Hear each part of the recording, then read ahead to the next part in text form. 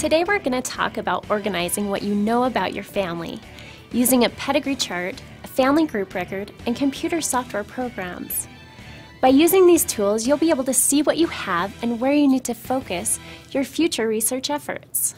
This series is all about discovering your genealogy. I suggest going through these videos sequentially. Through each episode, you'll learn what to do with the record that you just found. So let's start with a pedigree chart. A pedigree chart is a visual display of your direct ancestors, or in other words, your parents, grandparents, and great-grandparents. If I were going to start my genealogy today, I would fill out a pedigree chart. I start by placing myself in the primary position. I do this so that I can see all of my direct ancestors at once. I write what I know about my birth and marriage, like the date and place. Next, I move to the upper box and write my father's information, then move down a box to my mother. As I get started, it doesn't matter that I don't know everything, because finding out what I know and don't know is part of the learning process. Identifying ancestors is a great start to do family history. To get a better idea about who your ancestors are, it helps to put them in the context of their family. That is where a family group record comes in. This is a family group record, sometimes called a family group sheet. On a family group record, you'll see more specific information about an individual, including key dates and places in their life, and brothers and sisters and even parents. Keeping track of all of these events, dates, and places is easy to do on a family group record. I've talked to you about pedigree charts and family group records, what they record, and what their purpose is. Let me go on the record to give you a few tips on filling these out. First, names. It is customary in many countries that people change names at marriage. Your mom may have taken on the last name of your father, but when you put an ancestor on a pedigree chart, try to include their name as it was when they were born. That way you can avoid confusion on your chart. Second, think about places. You probably live in a city or town. That city is located within a larger geographical area, and then within an even larger geographical area all the way to a country. All of your ancestors lived in similar areas defined by their government, called jurisdictions. So when you write about a place, try to include all of the jurisdictions in which your ancestors lived, from city to country, and separate them by commas. Don't use abbreviations, because that can lead to confusion.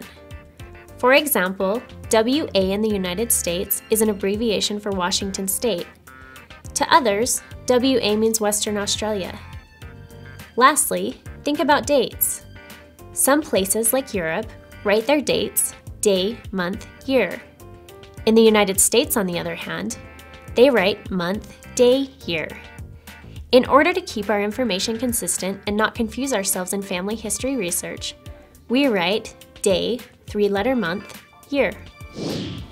Getting your hands on these types of charts is relatively easy. You can download a chart at your own at familysearch.org or get one for free from a Family History Center. The world is going digital, and so is genealogy. If you prefer a digital pedigree chart, let me show you how to find one. Today you can pick from a bunch of different software programs to keep track of your information, and many of them can even be downloaded for free. There are a lot of great programs to choose from. So let's go ask some visitors here at the Family History Library what features they like in a genealogical program. So Chrislyn, what features do you like? I want it to be really easy to use. I want to be able to transfer files from other programs really easily. I want to be able to type foreign characters. I want a program that can use a lot of different languages. We have ancestors that come from all over the world. They're not just English speakers. So that's important to me. I like where I can edit place names all in one place, like one list. What do you mean by that? Well, let's say I decide that I've made a misspelling. I can then edit it all from one list in a program. Okay, so you edit it once, it changes every single name that's written like that in all of your genealogy program. Okay, correct. that's cool too. So there you have it. Visit familysearch.org and search on the Learn tab for genealogical software. There you'll find a list of free and commercial software providers.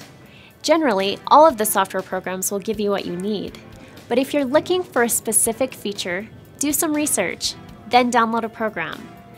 You can enter your information in an online tree too. My 5-minute challenge to you today is to get a chart and fill in what you know.